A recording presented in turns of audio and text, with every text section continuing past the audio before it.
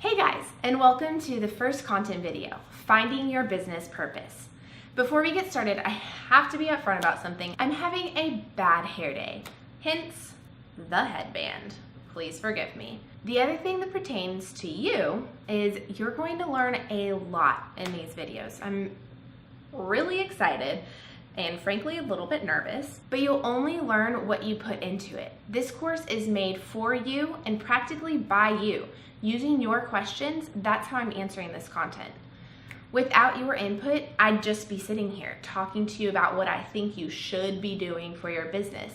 But until you give me insight into your business, that's when I can give you specific details directly for you. Let's put it on your calendar, physically. We both know that unless it's written, it will be forgotten. So every Sunday night at 7 p.m., about 10 minutes, it's gonna be a survey. Every Thursday, or if I can get my act together on Wednesday, then for about 30 minutes, you'll have a content video similar to this one. Only probably I'll be less nervous. Every Friday, about 10 minutes, and that is gonna be a survey to answer how the content video went. Then we're gonna rinse and repeat all of that for 5 weeks. So there's 5 main sections of this course. The first one is obviously finding your business purpose, which I debated putting this at the end of the whole course, but I felt like this was a good way to break the ice. There may be 1 or 2 extra emails in there and a couple extra fun surveys for you to do, but like I said, nothing more than 6 minutes. So let's synchronize our watches or our calendars and put them in now. I'll give you a few seconds. Now that's out of the way, let's get started on this content stuff. Purpose is a hard one to start out on, and I just can't thank you enough. You guys did such a great job on this survey. Okay, so what problem or roadblock is keeping you from actually starting a business or developing your current business? This gave me such great insight into what everybody's struggling with. And believe it or not, a lot of you guys, you're struggling with the exact same things and the exact same things I was struggling with when I first started out my business. So that being said, you're not alone. One of the hardest things about this business and being an entrepreneur from home in your house, especially as a mom, is you can feel alone. But let me just tell you, from all the feedback I got, you're not alone. Organization, gaining clients, finances, marketing, to list a few. But the main thing that stands out to me is your answer of myself. Quite a few of you actually put yourself as one of your biggest roadblocks. A lot of you feel like your own worries, decision-making, and fear of taking risks is actually holding you back.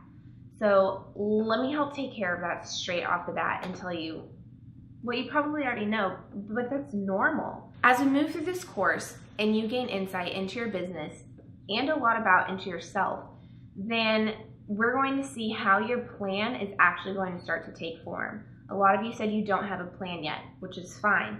This course is going to build that plan kind of under the radar. When we get done with everything, you're going to have so many ideas and so much confidence to continue on.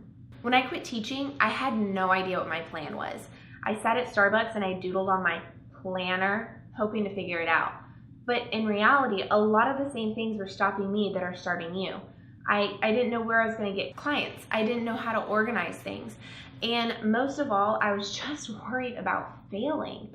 I had made a huge promise to my husband. This huge promise that I had made to my husband was that I could supplement my teaching income with my photography business.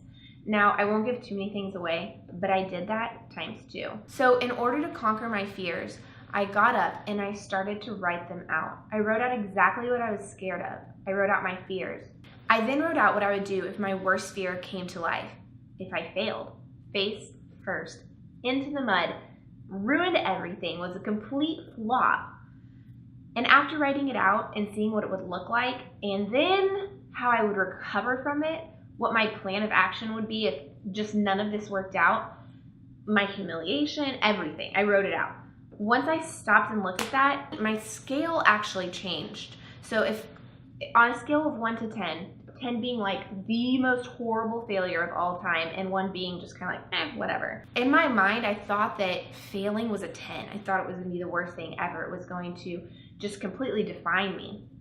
But in reality, once I wrote it out and actually wrote out what I would do to recover from that failure, I realized this was like a 3 or a 4, maybe.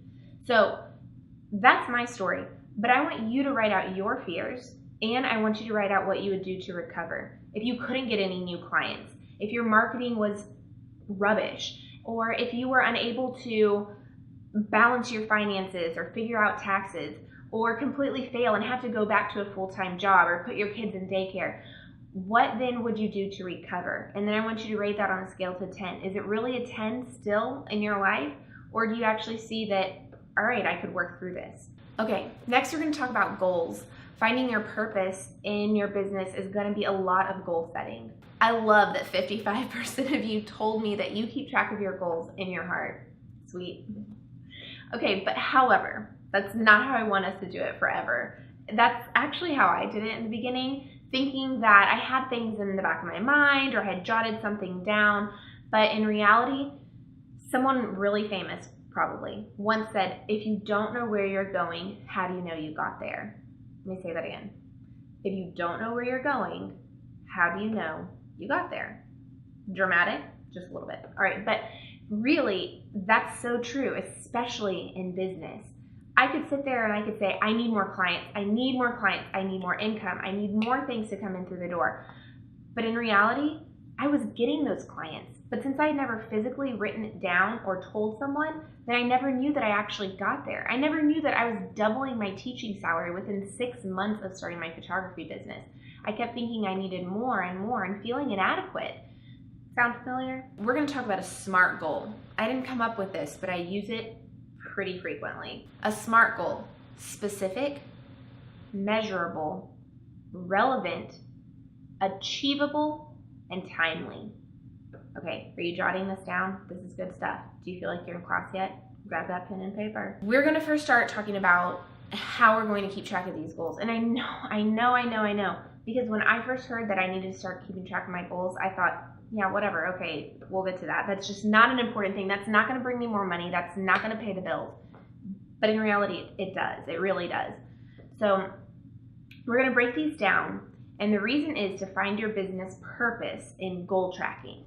So as you start to make your goals, then you'll start to see what your actual purpose is. So I know I'm preaching to the choir here. This was not something that I started doing at the very beginning of my business. But looking back, it would have saved me so much time and built my confidence, because I would see that I was actually reaching my goals and exceeding my goals, which would have allowed me to write bigger and better goals, possibly even grow my business faster. Once I did start writing down my goals, I had so many aha moments. They were a dime a dozen. Oh my gosh, I actually did achieve 12 clients this month. I never would have known that if I hadn't recorded. Client growth, marketing, I was able to figure out more about even organization. Goals that are relevant and realistic make your life seem organized and manageable. Okay, organized and manageable. Those are good things. When I think of balancing, I get this picture of the cat in the hat on a unicycle, with fishbowl, a fan, all these different things. And I think about this guy, I say, he doesn't have a balancing issue. He has a boundaries issue. Why did he say yes to balancing so many things? It's his own fault he's in this situation. It's not uncommon at all to feel like you have a balancing issue. You have life, you have kids, you have dinner, you have business, financing, social media, clients, so on and so on. In fact, one thing I learned from the survey is that over 75% of you hope for balance and stability in your business. So I read this book called Boundaries, and I say read this book because really I listened to it on tape while I was driving the car. On tape? How old am I? I listened to it on CD while I was driving around town. But it was great, and I would highly recommend it, although I know you don't need anything else on your plate. So I'm going to tell you one of my biggest takeaways. Boundaries. They're like fence lines, right? We all have fence lines, and fence lines are good things. They help you know when and where to water, where to plant your flowers. When your dog gets out, you know that they're not on your property anymore. It's so hard to say no to things these days. You have so many things pulling at you. In fact, in the survey, you told me that you felt like you had so many things pulling on you. That was one of the things you struggled with most, was balancing your life and your work. Well, when you have clear boundaries, you don't have to balance it. You have boundaries. Okay, so instead of reading this whole entire book, I'm going to ask you to do just one thing. The next time an email comes your way or a play date, or just about anything, I want you to think about it and I want you to analyze it using your SMART goal. So you've made a SMART goal. You've made a specific, measurable, achievable, realistic, and timely goal. Is the request that's coming your way, does it fall within the parameters of your SMART goal? Now I'm talking about business, so I guess I shouldn't have said play date, but you could do play date in the sense of your personal life and boundaries. We're talking about business here. So when a request comes your way, I want you to think about it in terms of your SMART goal. And I want you to think, does this fall within my SMART goal? Is this within my boundaries? If it is not, say no. I'm not saying say no to everything. I'm saying just to practice saying no. So that was boundaries, and that's definitely an ongoing thing that you have to work with. It's something that I'm still working with day to day. We talked about how to minimize your fears, and we can do that by a simple exercise of just writing out what would happen if you completely failed face first and you needed a scapegoat. You need to see on paper that it's okay, that your fears aren't as ginormous as you think they are. Okay, we're going to talk about SMART goals. Okay, I love that we have our goals in our heart, and we can still have some goals in our heart. That's totally fine. But I want you to, this week, write down one SMART goal. And I'm going to give you an example of a SMART goal just so you have it kind of in context. I'm going to try and keep this as gender neutral as possible. In other words, I'm not going to give it in relation to photography. I'm not going to give it in relation to quilting. I'm not going to give it in relation to a service or a product-based business. So here's a SMART goal. My goal is to book 5 new clients, so there's my measurable, by January. Timely. So I've given myself a deadline. 5 new clients by January. I'll do this by running Facebook ads directly to moms of kids ages 2 through 14, because that's my target market, and ads to women with the work profession, stay-at-home moms, since that's my target market. So there's the specific in my SMART goal. Okay, I'm not going in order, so I'm not starting with something specific. I'm just making sure I'm including all of these things in my goal. I will donate my services to 2 ambassadors. And we're going to talk about ambassadors in the very last lesson when we talk about marketing, but it's basically fans, groupies, friends. Your ambassadors understand that they're getting your service at no cost or very little cost in return for talking you up, sending 5 emails, telling their friends about your service or your product. So the ambassadors can have an organic way to spread marketing. It's something really simple and really easy. You can even ask your mom or your brother or a best friend to be an ambassador to start off. So by asking them to talk about your business, by asking an ambassador to spread the word, that's relevant. As they start to post about me and tell their friends about me and I'm running Facebook ads, I see that this goal of booking 5 new clients is actually achievable. I'm not shooting for 50 new clients when I'm just starting off a business. I'm shooting for 5 new clients. Hopefully, you're going to blow that goal out of the water. So instead of just saying, I want to book more clients as your goal, you have this whole story behind your goal, one that you can follow and understand, and one that's going to keep you motivated. That's a SMART goal. So tomorrow, you're going to get a survey that asks you for your honest feedback and opinion on how I did on this video. Was it helpful? What did you take away from it? Was the volume okay? Did I go off on a rabbit trail? I want you to be completely honest with me, because only this honesty is going to help me be better for next time, which ultimately means being better for you. Then on Sunday, oh, I can't wait. Seriously, I can't wait. Okay, Sunday you're going to get a survey on systems. Systems are my favorite. I just love them. They help take care of organization, finances, boundaries. Systems completely revolutionize your business.